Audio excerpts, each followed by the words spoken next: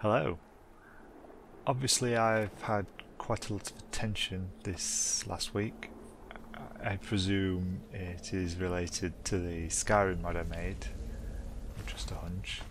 So I thought it might be a good idea just to do some Q&As and hopefully answer a few questions that I've seen floating around. So with that out of the way, let's get started. First question, can I do the same for Fallout 4? Sorry to disappoint, but unfortunately Fallout 4's game engine does a better job at blocking the file that's been used to make the same change in Skyrim. It's just not possible when you load the mod up on Fallout that should do the same change. That file doesn't appear in the load order, so it doesn't have any effect whatsoever. Sorry. Next question. So, how did I figure this out? I've got a little bit of a video I put together a few days ago. I suggest you go give that a watch. That should save me having to sit here and explain myself again. Okay. So, how does it work?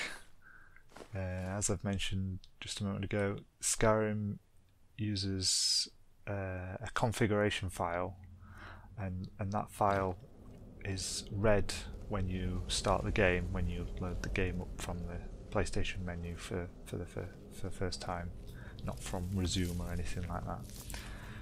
And that configuration file has a list of settings in it. Some might be to allow mods, for example, which is just a default setting now with the mods page, or say for example allow an unlocked frame rate, but that is something that has been locked down on the PlayStation platform, where Sony didn't want external assets to be allowed, and so they said to Bethesda, can you make sure that there aren't any external assets allowed when your mods are uploaded to the server, unlike Xbox and PC. And one thing that they failed to catch, you could say, is that these little config files can be uploaded along with a plugin mod, which is allowed on the PlayStation. Plugin mods are just mods that change everything within the game. There's nothing outside of the game itself that can be ran or loaded in, or things like texture swaps or model swaps. And yeah, so my mod essentially changes that little configuration file that's read on startup, and yeah, that allows you to then set how the frame rate behaves, changing it from 30 to 60. So, does this work on the PS4 Pro? I've seen this a few questions, just maybe because PS4/PS5's in the title and the Pro's not mentioned, but yes, it does work on the PS4 Pro. It works on the 5 as well. How well does it run, and at what resolution? So, from the testing I've done, I have a PS5, so I've been a bit limited. I haven't loaded it up on my other consoles, but from the feedback I've got, it seems to be that on my PS5, yeah, it runs pretty solid. 60 frames a second, running at 4K, because it's running in a backwards compatibility mode. So it's essentially the PS4 Pro version of the game. Maybe the performance-wise, there is maybe the odd hiccup every now and again, but it's only very, very minor, and you'll probably not notice it. The PS4 Pro, because it's a PS4 Pro game, they've set it to run at 4K resolution to give it that wow factor kind of thing as they're on a big screen. But in doing so, PS4 Pro's not really capable of running the game higher than 30 frames per second in 4K, and so if you install my mod and unlock the frame rate to 60 frames per second, what you'll probably find is that the frame rate will, when there's not a lot to load, it will run at 60, maybe indoors, but when you're outdoors in Skyrim, you'll probably find that it jumps back down to 30 and will rarely see 60 frames per second. PS4, the base PS4, on the other hand, that runs at 1080p, which is a quarter of the resolution of 4K, and because the PS4 Pro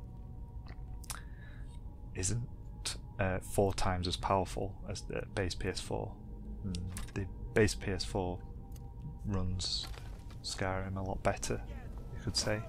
So when you do unlock that frame rate, there's a greater chance that you'll be running the game at 60 frames per second. So next one is, can I make this mod for... Wait a minute. How do I download the mod? So basically my video, the first video I put out about this, if you just follow that, watch that, you just have to go to the mod page in Skyrim, search for 60 frames per second, and install it. Don't forget to read the description on the mod page. There's a few things in there that obviously make sure you restart Skyrim after you've installed it. That's it really. Mods not working. So make sure you've definitely read the description, read everything in there, just to make sure you've got it installed and it's not like installed but not enabled. Then obviously make sure you've restarted Skyrim, as I've said again.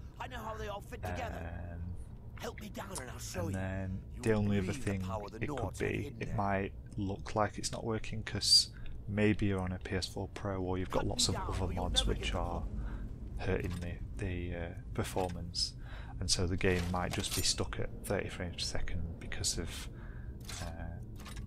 how it works. It's coming loose. I can feel it. So why is it super janky, or it only works indoors? Like, that's just Skyrim, isn't it? Super janky. Yeah, I believe the game will run. It'll try and run at 60 frames per second, but if under heavy load it does struggle, it will drop down to 30. It's just the nature of Skyrim's game engine, in that it'll just try and run at either 60 or 30, and if you're in an area where it could be jumping up, it could run at 60 and it'll jump up to 60, but then you turn a corner, it drops back down to 30.